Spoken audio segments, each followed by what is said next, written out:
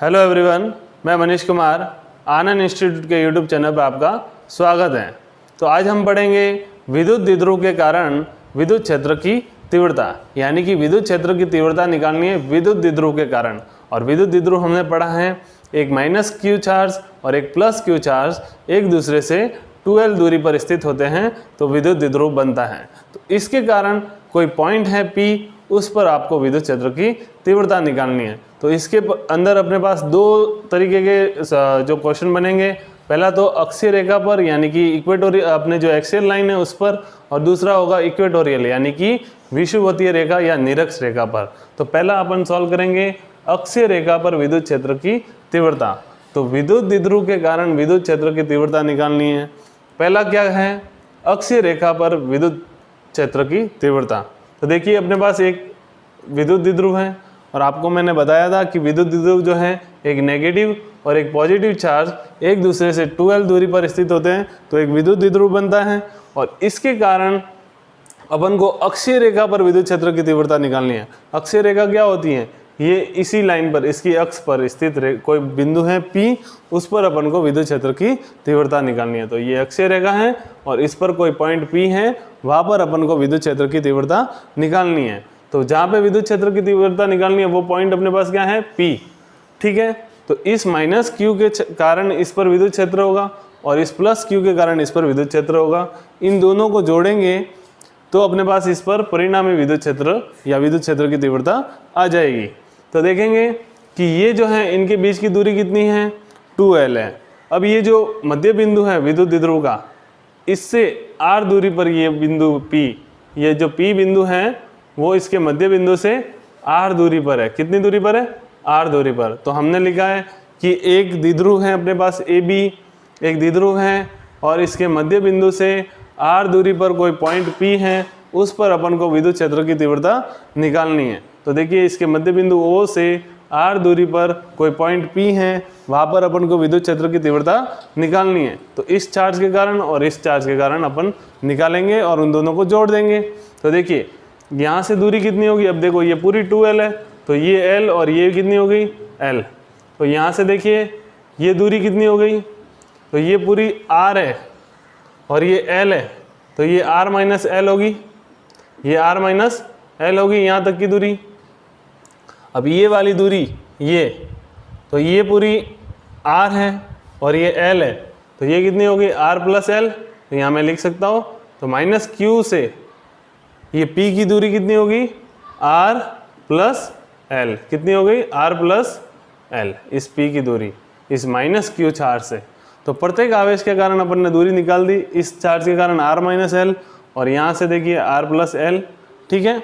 ये पॉइंट है अपने पास। तो आप एक बार समझ चुके होंगे कि अपने को जो है इस विद्युत द्विध्रुव के कारण इस पॉइंट पर विद्युत क्षेत्र की तीव्रता निकालनी है। देखेंगे अपने यहाँ पे लिख दिया है कि एक AB द्विध्रुव है, विद्युत द्विध्रुव है और इससे इसके मध्य बिंदु O से R दूरी पर कोई पॉइंट P है, वहाँ पर अपन को विद्युत क्षेत्र की तीव्रता निकालनी है। तो देखो माइनस Q आवेश के कारण बिंदु P पर विद्युत क्षेत्र की तीव्रता। अब देखो विद्युत क्षेत्र की तीव्रता जो होती है वो हमको पता है क्या होती है, KQ upon R square, KQ upon R square. तो देखिए ये जो नेगेटिव चार्ज के कारण है उसको मैं नाम दे रहा हूँ E माइनस। क्या नाम दे रहा हूँ, E माइनस। अब देखिए तो E बराबर क्या होता है, KQ upon R square. K का वैल्यू होता है 1/4 pi epsilon not Q upon R square, Q और R स्क्वायर का मान देखिए इस माइनस Q के कारण इस बिंदु पर, तो दूरी ये लेंगे, कितनी आएगी, R प्लस L का स्क्वायर। तो देखेंगे R प्लस L का स्क्वायर, R स्क्वायर हो गई। अब इसकी डायरेक्शन विद्युत क्षेत्र की दिशा किधर की ओर होगी, तो विद्युत क्षेत्र की दिशा जो होती है वो नेगेटिव की ओर, धनावेश से दूर और ऋणावेश की ओर होती है। तो ये ऋणावेश है। वैसे तो मैंने आपको बताया हुआ है कि जिस बिंदु पर आपको विद्युत क्षेत्र की तीव्रता निकालनी हो वहाँ पे एक परीक्षण आवेश रख दो। ये जो परीक्षण आवेश रख दिया, तो देखो ये परीक्षण आवेश होता है, इसका खुद का विद्युत क्षेत्र नहीं होता, इसको खाली विद्युत क्षेत्र का परिमाण ज्ञात करने के लिए इसका उपयोग किया जाता है।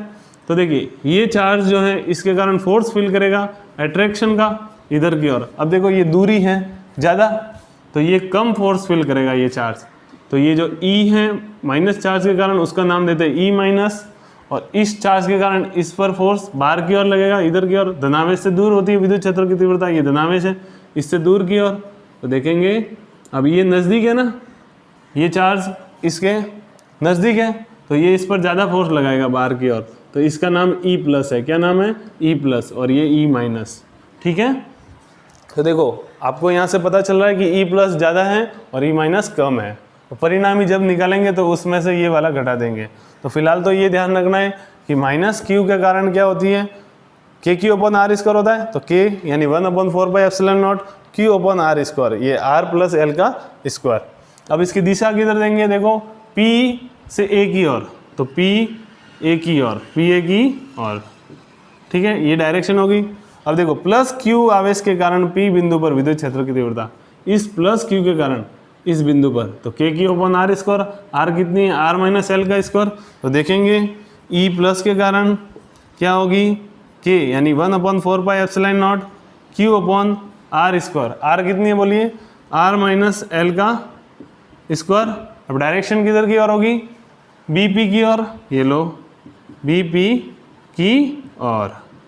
क्लियर, तो ये डायरेक्शन होगी। अब देखो बिंदु एक है P, इस पर इसके कारण इधर की ओर दिशा है और इस प्लस क्यू के कारण उधर की ओर दिशा है। तो फाइनली जब अपन निकालेंगे परिणामी विद्युत क्षेत्र की तीव्रता, तो यहाँ पे लिखेंगे परिणामी विद्युत क्षेत्र P बिंदु पर, P बिंदु पर परिणामी विद्युत क्षेत्र, परिणामी विद्युत क्षेत्र की तीव्रता। तो परिणामी विद्युत क्षेत्र की तीव्रता क्या आएगी, E बराबर ये जो E प्लस और माइनस E माइनस वाला। देखिए मैं आपको यहाँ वापस लिख देता हूँ कि E प्लस जो है वो ज़्यादा है किससे, E माइनस से, तो इस ज़्यादा वाले में से कम वाला घट जाएगा। ये देखिए E प्लस जो है वो बाहर की ओर ज़्यादा है विद्युत क्षेत्र। देखिए आपको पता है कि E = KQ/R² होता है।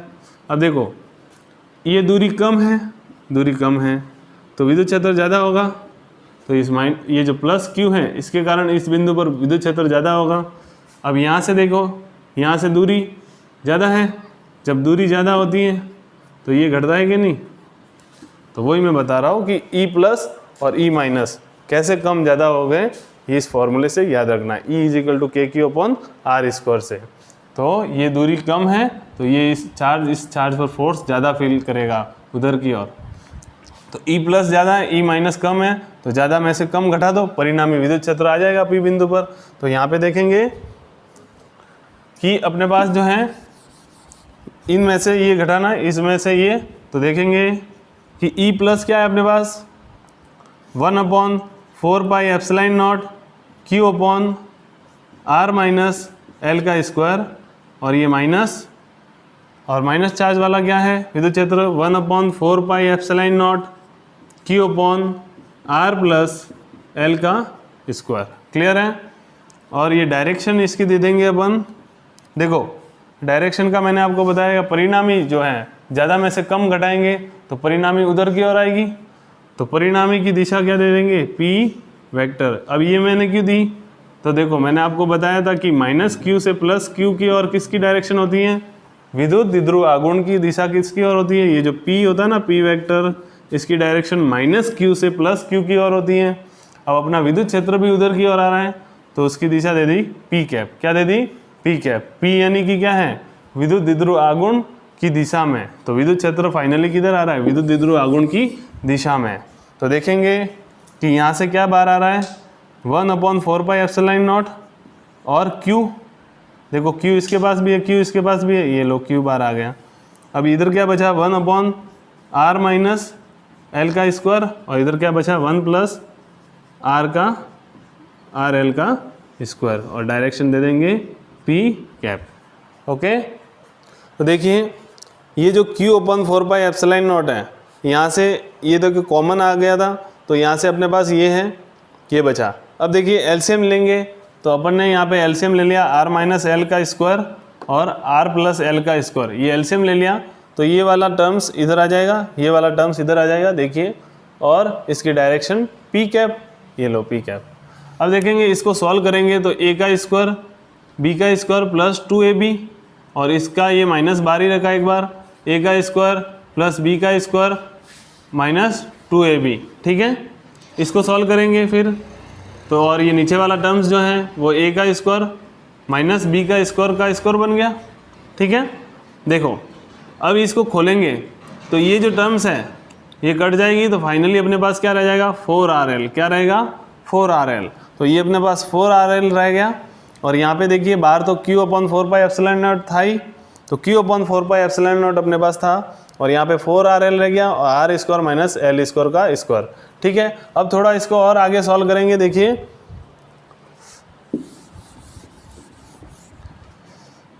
ये जो Q/4πε0 है, इसके साथ इसको मैं ऐसे लिख सकता हूँ 2R इंटू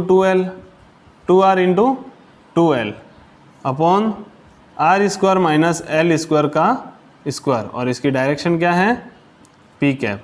ठीक है, अब आपको पता है कि p जो होता है वो Q इंटू 2L होता है। देखो विद्युत द्विध्रुव आघूर्ण मैंने पढ़ाया था, P equal to Q into 2L होता है, P equal to Q into 2L। तो देखो ये 2L, ये कितना है 2L और ये Q इंटू 2L मिलके क्या बन जाएगा P। क्या बन जाएगा P। तो ये क्या हो गया देखो P, Q इंटू 2L से क्या बन गया P, और ये 2R ऑलरेडी यहाँ पे थे, ये लो 2R। ठीक है, और नीचे क्या रह गया r² माइनस L² का स्क्वायर, और इधर 1/4πε0 बच गया, 1/4πε0 बच गया। तो अपन क्या निकाल रहे हैं ई एक्सियल पे, यानी अक्षीय रेखा पे ई एक्सियल। ठीक है, अब देखो आगे और सॉल्व करेंगे इसको तो देखेंगे अपने पास ई एक्सियल जो है वो है 1/4πε0 P into 2R upon r² minus L² का स्क्वायर, और ये इसकी डायरेक्शन है। ठीक है, अब देखिए इसके अंदर अपन क्या करेंगे, एक जो है विशेष स्थिति लेंगे। विशेष स्थिति में क्या है कि जब r जो है ये इस बिंदु की दूरी जो है इसके मूल बिंदु से वो इस L की तुलना में बहुत ज़्यादा है, मतलब ये जो दूरी है r, इस पॉइंट की दूरी जिस पर अपन को विद्युत क्षेत्र निकालना है वो जो है इस द्विध्रुव की लंबाई से बहुत ज़्यादा है, तब क्या होगा देखिए ये जो r² माइनस L² का स्क्वायर जो है वो बदल के क्या हो जाएगा। देखिए यदि जो है r बहुत बड़ी है L से, तब जो है L यहाँ पे नगण्य हो जाएगी। क्या हो जाएगी नगण्य, मतलब ये L 0 हो जाएगी। तो देखिए ये r² में से 0 गया तो r² बचा, और उसके ऊपर पावर कितनी है 2, तो r² की पावर 2, और ये 2 और 2 कितनी हो जाएगी r की पावर 4। तो देखेंगे ये जो टर्म है यहाँ पे क्या आ जाएगा r की पावर 4। तो देखेंगे ई अक्षीय एक्सियल या अक्षीय, तो वो क्या हो जाएगा k अपने पास 1/4πε0 है, और q क्या था p इंटू 2r, सॉरी कितना था p इंटू 2r, ये अपने पास कितना है p into 2r upon r² minus L² का स्क्वायर, ये क्या है अपने पास r की पावर 4। तो ये लिखिए r की पावर 4 और ये इसकी डायरेक्शन। तो देखेंगे ये r जो है इससे कट जाएगा तो क्या हो जाएगा 1/4πε0 2p, क्या बच गया 2p upon r³, 2p upon r³, और ये इसकी डायरेक्शन। तो फाइनली ई अक्षीय जो अपने पास आया वो इसको अपन ऐसे लिख सकते हैं ई एक्सियल जो है वो k, इसका मतलब क्या है k, 1/4πε0 का मतलब k, तो मैं लिख सकता हूँ 2kp अपॉन r³, क्या आएगा 2kp अपॉन r³, और ये इसकी दिशा। तो ई अक्षीय जो है अक्षीय रेखा पर वो क्या आता है 2kp अपॉन r³, और ये है p वेक्टर, ये जो है p कैप किसकी दिशा है विद्युत द्विध्रुव आघूर्ण की दिशा में। तो अपना फाइनली जो विद्युत क्षेत्र आया है इस अक्षीय रेखा पर वो किस डायरेक्शन में आया विद्युत द्विध्रुव आघूर्ण की दिशा में, और विद्युत द्विध्रुव आघूर्ण की दिशा क्या होती है -q से +q की ओर, इधर की ओर होती है, p की दिशा इधर की ओर होती है, और विद्युत क्षेत्र भी उसी दिशा में आया है। तो अपन को जो है ई अक्षीय की यहाँ लिखना है कि ई अक्षीय के अंदर विद्युत क्षेत्र की दिशा जो होती है वो विद्युत द्विध्रुव आघूर्ण की दिशा में ही होती हैं। तो यहाँ से अपन ने देखा कि विद्युत द्विध्रुव के कारण विद्युत क्षेत्र की तीव्रता अक्षीय रेखा पर किस तरीके से निकालते हैं। उसका फॉर्मूला अपने पास होता है E = 2kp upon r³, 2kp upon r³। और कल के वीडियो जो है नेक्स्ट के वीडियो जो अपने आएंगे उसके अंदर अपन निरक्षीय रेखा जो है उसके ऊपर अपन विद्युत क्षेत्र की तीव्रता को निकालेंगे। तो आई होप आपको समझ में आया होगा। तो मिलेंगे नेक्स्ट वीडियो में। जय हिंद, वंदे मातरम।